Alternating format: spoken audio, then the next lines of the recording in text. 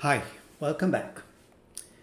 As many of you read my blog know, I've been writing about the COVID crisis and its effect on markets for much of the last 8 months. My intent when I started writing these posts was to write in real time what I felt about the market, what I thought about the market. And the reason is very simple because after a crisis, it's very easy to use the benefit of hindsight to rewrite history. So my very first post in this series started on February 26th of 2020, about 2 weeks into the crisis, and there have been 13 updates since, and this is my 14th update. Now, 7 months later, it's quite clear that we know a little bit more about the virus than we did right after the first 2 weeks, because then we were completely in the dark, but it's amazing how much we don't know. In fact, as the virus comes back for a second time and Europe shuts down, it's clear that the virus is not behind us. But I'm going to make a statement that you might think of as hubris. I'm going to make this my last post in this series. Why? It's not because the virus is done with us, but I have a feeling that the market is done dealing with the virus for the most part. You will still have ups and downs as the market goes through it. But I have a feeling we're moving on to fresh uncertainties. A new crisis awaits us, just as it has for much of the last decade. So what I would like to do in this post is update the numbers first through November 1st, and then look at the big picture of what we've learned during this crisis. So the best way I can think of how this crisis has played out is to show you two indices, the S&P 500 and the NASDAQ. Tremendously parochial, I'm focusing on US indices, but there's a reason. If you look at these two indices, you see the story of the crisis at least as it's played out in 2020.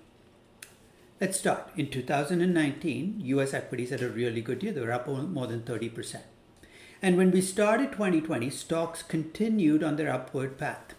In fact, by February 14th of 2020, stocks were at all-time highs in the US. And then the virus struck.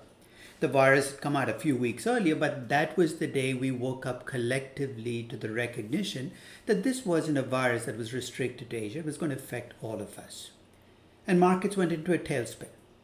Over the next 5 weeks, stocks melted down. And I'm using the word deliberately because during those 5 weeks, both the S&P 500 and the NASDAQ dropped more than 30%. It looked really dark on March 23rd, but for whatever reason, the mood shifted. And over the next few months, stocks recovered everything they'd lost in those first 5 weeks. In fact, by the time you got to September 1st, both the S&P 500 and the NASDAQ were higher than they were before the crisis began. Since September 1st, for much of the last 2 months, we've been in a holding pattern. More down than up, a lot of volatility, but it's clear that the market is trying to recalibrate, perhaps because too much has gone on too soon over too short a time period. And that recalibration is what you see between September 1st and November 1st. As we get ready to see how the election plays out, the new uncertainties come about, let's take a look at how during this period, between February 14th and November 1st, the rest of the world behaved, both in terms of equity and other markets. Let's start with equity indices. In this page, you have a selection of equity indices, not all of them, obviously, across the world. And the reason I put them all in the same table is for you to be able to see how much equity indices moved together during this crisis. Take a look at the last 4 columns where I've broken down the percentage change for different equity indices in different parts of the world. Between February 14th and March 20th, as US equities collapsed, so did equities around the world. As stocks came back between March 20th and September 1st, they came back around the world. And over the last 2 months, as we've had volatility, we've had it in much of the rest of the world. So you can see that this is a crisis that's played out across global equities. Stocks have moved together geographically. Now, as stocks collapsed in those first few weeks, you saw what you usually see in crisis. You see the flight to safety, and you saw Treasury yields drop. Why? Because as demand for Treasuries pushes up the price, the yield drops. And across the board, you saw yields drop between February 14th and the middle of March. 10-year, 20-year, 30-year, 3-month. Now, it's easy to blame the Fed whenever you see interest rates drop. But remember, the Fed did not speak up till March 15th, and the bulk of the drop in Treasury rates happened before March 15th. And if you look at the Treasury market since March 15th, it's almost like they've gone into a coma. The rates are pretty much where they were in mid-March. So Treasury yields dropped in those first few weeks as stocks were collapsing, and they've stayed low. Now, incidentally, the Fed, in its initial announcement on March 15th, announced it was going to go back to quantitative easing, buying Treasuries to keep rates low. That didn't work very well. Markets seemed to ignore them. March 23rd, the Fed came back with a secondary announcement. They said not only would they continue quantitative easing with no cap, but they would be a backstop in the private lending market. Now, for better or worse, that seemed to turn things around. Incidentally, the Fed has actually put very little money behind those words, but the very act of being willing to be a backstop seemed to open up the floodgates for private financing. Now, as all of this happened in the equity and the Treasury markets, corporate bond markets reflected the fear factor as well. What I mean by that is in the first 5 weeks, when stocks were melting down, default spreads in the corporate bond market, a reflection of the worry that people feel about default risk, jumped. Just to give you an indication of how much they jumped, the triple B default spread almost tripled over those 5 weeks, from 1.33% to almost 3.7%. Now, since then, spreads have come down. As equities have recovered, corporate bonds have also recovered. The spreads are still a little higher than they were pre-crisis, but only for the lower ratings classes. Now, I kept track of two commodities, oil and copper, as this crisis has unfolded, both economically sensitive. And those first few weeks when stocks were melting down, guess what? Copper was down and oil was down. Copper was down about 15%. Understandable if you think the economy is going to slow down, but oil was down more than 50%. It was a catastrophic drop. Since then, both copper and oil have recovered. Copper has recovered fully. It's now up about 16%, more than 16% from where it was before the crisis. Oil is still down about 30%. And on April 19th of 2020, you see one of those things you only see in a crisis, something you never thought you'd see before. West Texas crude, which is the price of U.S. oil produced in the U.S., dropped below zero. It was minus $40 a barrel because storage space was getting scarce. Finally, I focused on gold and Bitcoin. Why did I pair them? Because at least in the minds of some advocates, they're both crisis assets. Assets you'll put your money in when you don't trust financial assets. Well, gold has held its own as a crisis asset, not dropping in those first few weeks when the rest of equities was melting down. And it's up. It's up since the start of the crisis. But it's if you look at Bitcoin, it's up even more than gold. So you're saying this is good. It's done well. But if you look at the first few weeks when stocks were collapsing, Bitcoin was down almost 40%. It was down more than stocks. And as stocks were rising, it went up more than stocks. Bitcoin and Ethereum, both the cryptos, have behaved more like very risky equity than like a crisis asset. Now, as all of this was going on, and as equities dropped and recovered fully, I wouldn't fault you for thinking, hey, things are back to where they were before. But that's not quite true. Well, the overall market might have regained its footing. Along the way, it's transferred value. Some companies have gained, others have lost. Some sectors have gained, others have lost. So as you look at these value transfers, you're not doing it just to keep a historical record of what companies gained and lost, but to get some insights, some lessons about what you can learn coming out of this crisis for the future. So let's start by looking regionally at how value shifted. What you have in this graph are two pie charts. The first looks at the market cap of all publicly traded stocks at the start of this crisis, February 14th, broken down by region. The second pie chart to the right is the same pie chart on November 1st, broken down by region. But take a look at this table because it gives you more specific detail in the percentage changes by region.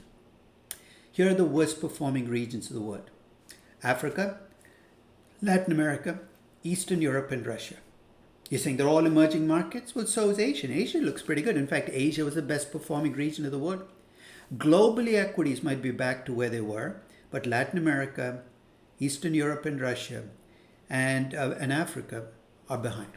Incidentally, these market values, unlike the indices, are in US dollar terms. So in addition to whatever the local indices are doing, if your currency is depreciating against the dollar, you're going to get a more negative return. If it's appreciating, you get a more positive return.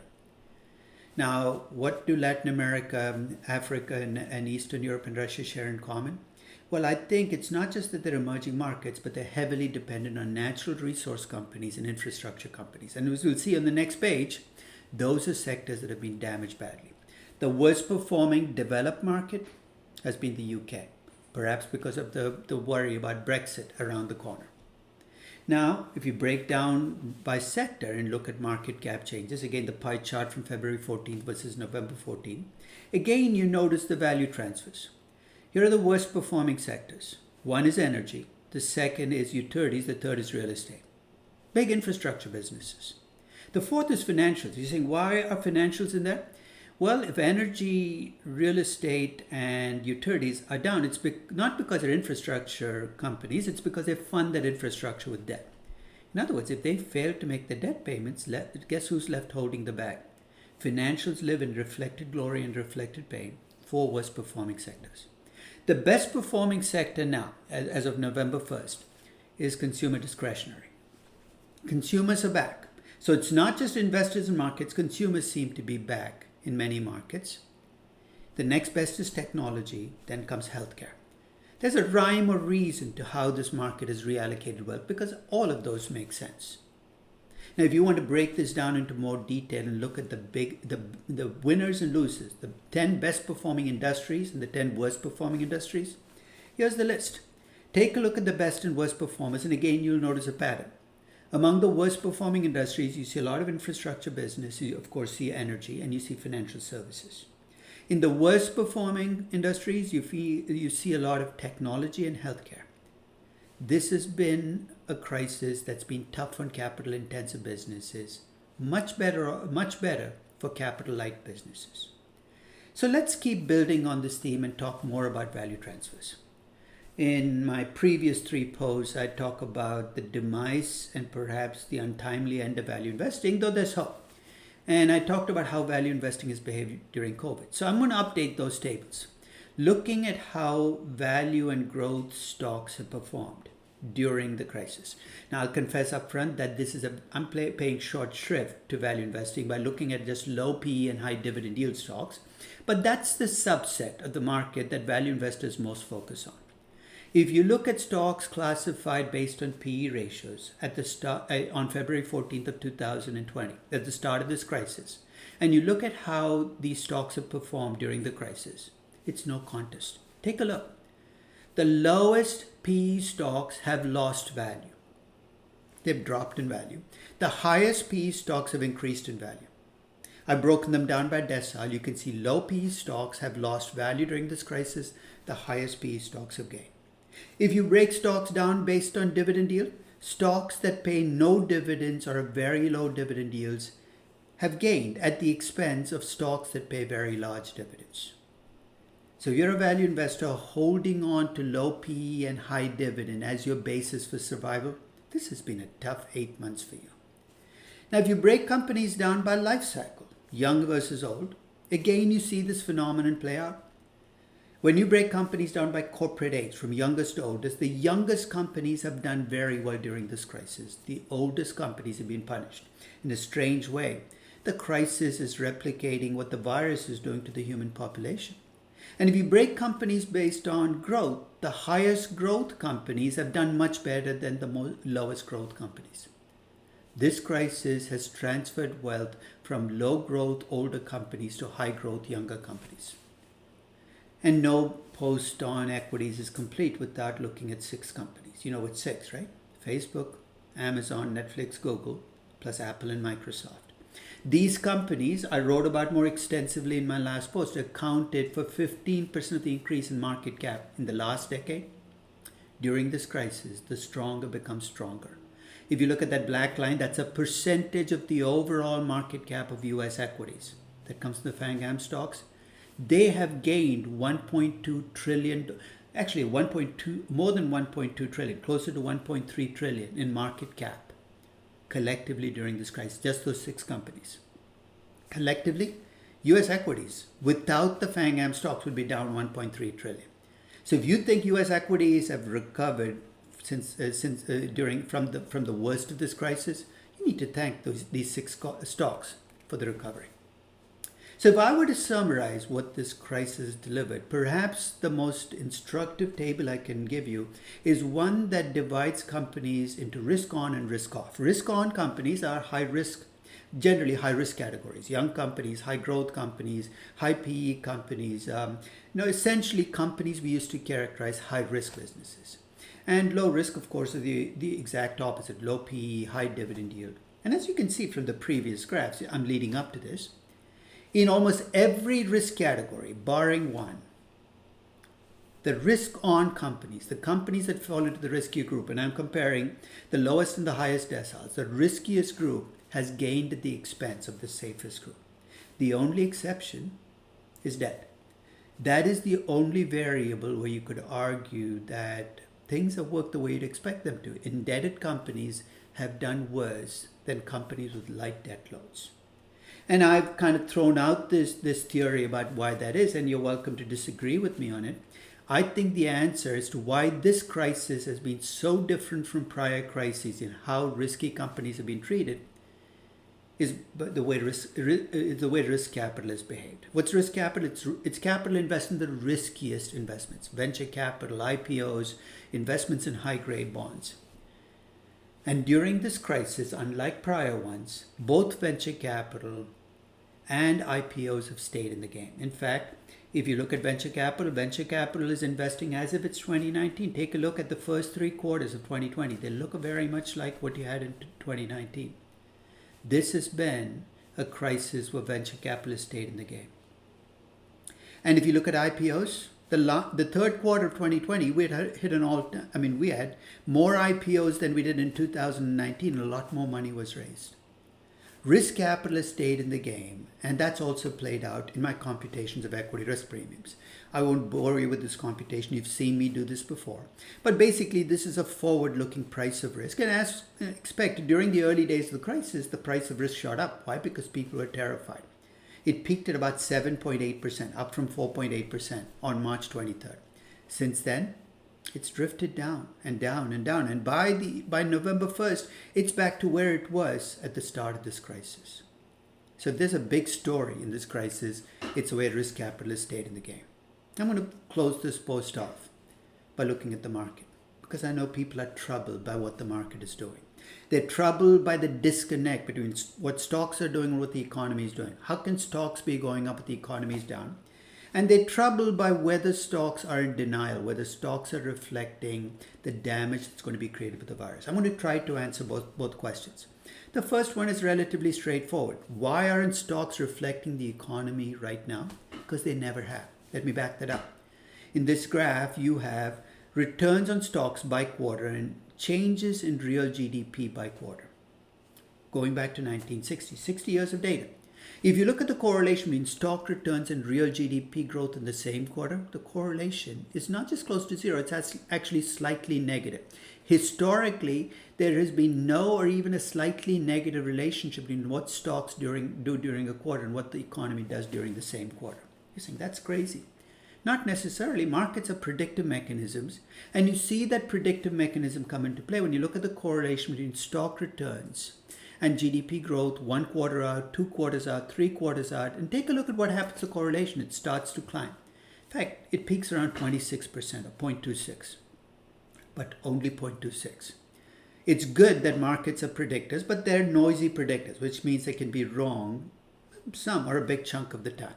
So with that in mind, let's take a look at what the market is building into prices now. This is from earlier this year in June. I actually valued the S&P 500 and I updated my numbers to reflect the damage from the crisis. Now that we've had 5 intervening months, I have more data to update these numbers. And here's what the numbers look like. The crisis is clearly going to damage earnings in 2020 and 2021. In fact, the latest estimates are that earnings will drop to 130 in 2020 from 163 in 2019. And it will rise to 166 in 2021, but that's way below what analysts were predicting before the crisis. Incidentally, both those numbers are higher than they were in June. Analysts have become a little more optimistic about the earnings effect. Now, I'm going to assume that 20% of the damage is permanent. It's not coming back. Those cruise line earnings, they're not coming back. I am going to assume that dividends will drop by about 20% and buybacks by about 50%. Those numbers have remained pretty stable because it looks like my June estimates are on course. The T-bond rate was 0.88% when I did this valuation, slightly higher than the 0.66% I had in June. And my equity risk premium, I'm going to leave it at 5.58%, the high premium we saw post-2008 crisis. Put the numbers in and you can see that I don't think I am keeping my eyes shut. You can see that the projected cash flows, so you can see the cash flows I'm projecting because of this crisis are way below what I was projecting before this crisis came along by a significant amount, almost a 40% drop in cash flows in 2020, and continuing decline in cash flows going forward. Eventually, the cash flows start to converge as the crisis fades. I discount those cash flows back at a rate of return, which is composed of a risk-free rate, the 0.88%, plus an equity risk premium, 5.58%. That gives me about 6.42%. That's true, this 0.88% will probably increase over time as the economy comes back. So after year 5, I'm going to make the T-bond rate or the risk-free rate go up to 2%, but I'm also going to assume that that's a more normal market. The equity risk premium will drop to a more normal level. Here's the bottom line. I take my expected cash flows with these projections, discount them back to today, and I get a value slightly higher than 3,100. The market was trading at 32.70 on November 1st when I did this valuation. So I do think the market is overvalued. But I don't think the market's crazy. In fact, when I hear people saying there's no way you can explain what the market is doing, that's not true. There's a plausible story that you can tell for the market.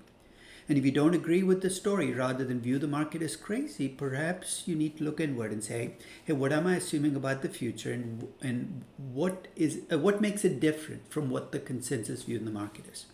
Finally, because I'm uncertain about almost all of these numbers, I brought my uncertainty into my estimate. By doing what? By making my inputs into distributions for revenues and earnings and cash flows. And you see the distribution of values. Not much new you're going to learn by looking at the median. It's about 3,100, very close to my base case. But you can see that you can get a pretty wide range of values that are all plausible values. Values that I might think of as undervalued, overvalued, but none of them are outlandish. All I'm saying is don't be so quick to judge markets and jump to the conclusion that it's animal spirits and irrational exuberance. That's a lazy way of approaching it. Give markets a chance, and maybe you can find a consensus, some way in which you can reconcile your views with that of the market. I hope you found these 14 posts useful, because along the way, we've looked at lessons that I think are worth taking out of this crisis. First, I think this crisis has emphasized, if we've not already realized it, that we are in the 21st century, not the 20th century. It's amazing how much of finance, how much of business practice is still grounded in the 20th century. It's time to move on. It I think, has highlighted the need for flexibility.